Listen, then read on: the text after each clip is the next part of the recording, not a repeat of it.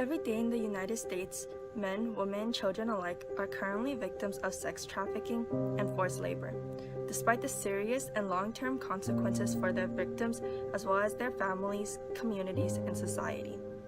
Efforts to prevent, identify, and respond to these crimes are largely under-supported, inefficient, uncoordinated, and unevaluated.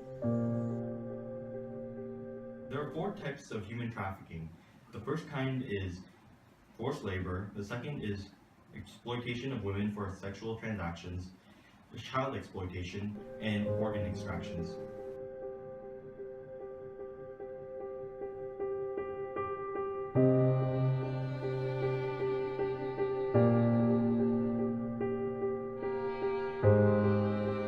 The importance of human trafficking.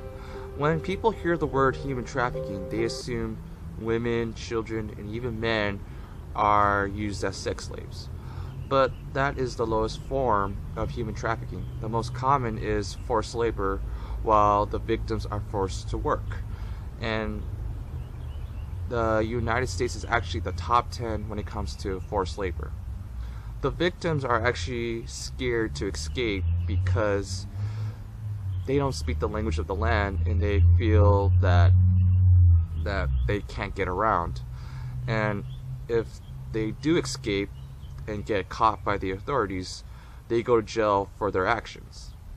So to cope with their situation, they praise the human traffickers and will do the work until they can. But Okay, American values. All Americans believe in the worth of each and every human life. Human trafficking ends up undermining the support in American values and what the country stands for. Human trafficking is considered a form of modern-day slavery and doesn't represent America's core values at all as the land of freedom and opportunity for all. Human trafficking also causes the possibility of the loss of human capital. Many individuals are lured into the United States for human trafficking purposes with up to 244,000 cases a year.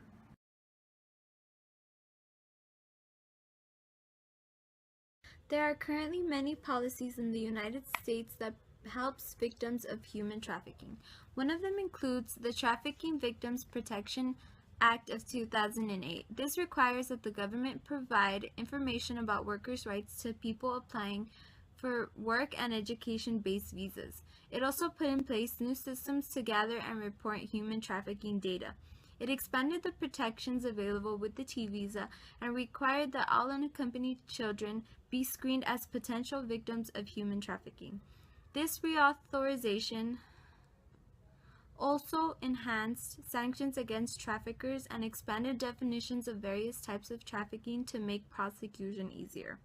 The Mann Act, amended in 1978 and again in 1986, criminalizes the transportation of minors and the coercion of adults to travel across state lines or to foreign countries for the purposes of engaging in commercial sex, punishable with up to 20 years in prison, with enhanced punishment options for the transportation of a minor. The National Defense Authorization Act of 2013 seeks to limit human trafficking associated with government contractors. These sections give government agencies the ability to terminate, without penalty, any contract or grant with any organization or individual that engages in human trafficking. It also establishes methods of reporting and investigating possible instances of human trafficking associated with government contracts and grants. Now that we understand the importance of the issue and looked at different policies that government implements to solve it, I am going to explain how each one of us can get involved. This presentation already brought more awareness on the issue, and that is the first step. Additional resources could be found online, and here is one of the websites, humantrafficking.org. You could look at how you can help, tips for recognizing victims of trafficking, the different forms of trafficking, sex trafficking, labor trafficking, how do people get shaped into sex or labor trafficking, some of the visible indicators, and a profile of the trafficked person. The second step, how you could help the issue, is donating to organizations such as World Vision and Not for Sale campaigns, However, as college students, most of us will probably skip this step. If you are a witness to a crime, you should contact the National Human Trafficking Resource Center. Another way you could report to the authorities is downloading the app called Red Light Traffic on your smartphone. With it, you could report a business, person, or vehicle and include a picture, your current location, or more detailed information, what type of business it is, the height of the person, or the license plate of the vehicle. Here are some examples of people you should report. Selling girls is like selling drugs. The only difference is that you can sell a drug once, but you can sell 1,000 times if you're selling a girl. Well, in America, runaway girls are easy targets, man.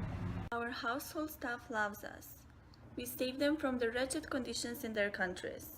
And at least here, they have roof over their head and food in their bellies.